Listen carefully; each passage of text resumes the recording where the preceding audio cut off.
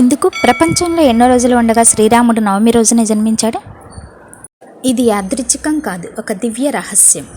ధర్మం, శాంతి, సహనం, నిజాయితీ, పరిపూర్ణత్వం ఇవన్నీ నవమి శక్తుల లక్షణాలు. శ్రీరాముడు నవమి రోజున జన్మించటం యాదృచ్ఛికం కాదు, ఇది ఒక దివ్య ప్రణాళిక. ధర్మం నిలబెట్టడానికి, మనిషికి మార్గం చూపడానికి. రామ అనే పేరు చాలా పవిత్రమైనది. రా అంటే పాపాలను తొలగిస్తుంది, మా అంటే జనన మరణ చక్రం నుండి రక్షిస్తుంది. రామనామం జపిస్తే మనసుకు శాంతి, భయం తగ్గుతుంది. రావణుడి అహంకారాన్ని కోల్చడానికి, ప్రపంచానికి ధర్మం నేర్పించడానికి వచ్చాడు ఒక మహా వ్యక్తి. ఈ అహంకారం ముందు రాముడి శాంతమే ఆయుధంగా మారింది.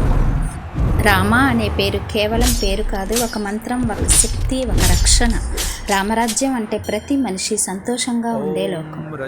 విష్ణుమూర్తి యొక్క 7వ అవతారమైన రామావతారంలో దేవతలు, ఋషులు ప్రార్థించినప్పుడు విష్ణువు సరిగ్గా శుభమైన ఈ నవమి రోజునే జన్మించాడు.